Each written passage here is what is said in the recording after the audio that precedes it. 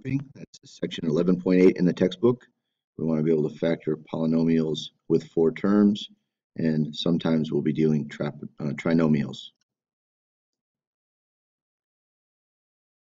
Okay, first off, when you have a 4-term polynomial, we always want to look to see if there's a monomial, a greatest common factor that I can pull out of all 4 terms. In this case, there is not. So we're going to separate them into 2 groups. The first 2 terms and the last 2 terms, we'll treat them like 2 separate binomials. And we're looking for the greatest common factor in each group. In the first group, y squared. In the second group, it's 4. And then we have a common factor of y plus 3 in both of our new terms. So I rewrite that as y squared plus 4 times the y plus 3 that occurred twice. When you're doing this, if you don't get the same thing in the back on both of your terms, then you know you made a mistake or that grouping isn't going to work. Okay, so let's look at a couple examples.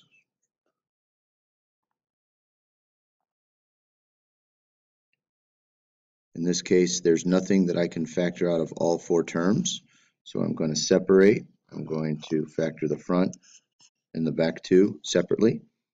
Looks to me like I can pull a 5t cubed out of the first group, which leaves me with t plus 4. In the back, I can factor out a 6, which leaves me with t plus 4 again, so that's good.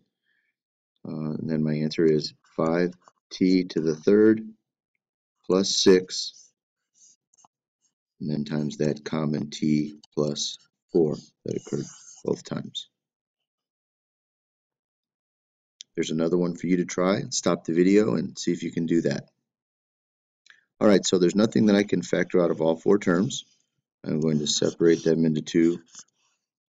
Looks like w squared is my greatest common factor of my first 2. So that's 2w plus 1. And then I have a negative. Looks like I can factor a negative 7 out of both.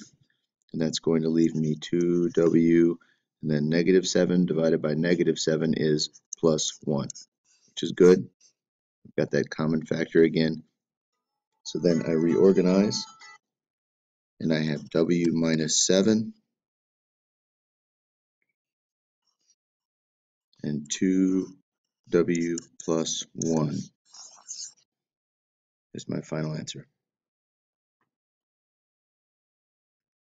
Okay. Again, don't forget that you're looking for a greatest common factor at the beginning. For example, in this case I have a p in each term. They're all even, so I can factor a 2. So it looks like 2p is my greatest common factor, and I want to pull that out of all 4 terms.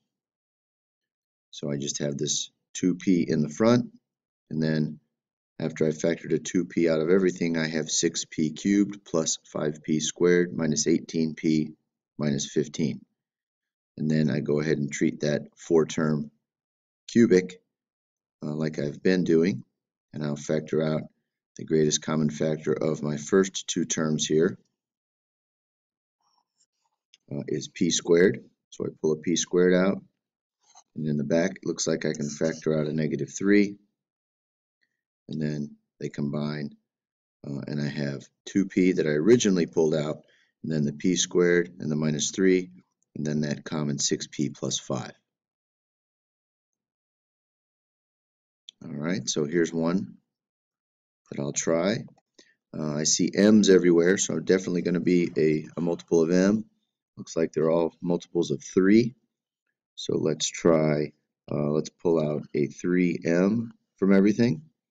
When I factor each of these, or divide each of them by 3m, the first time I get 15m cubed minus 3m squared plus 10m, and then minus 2.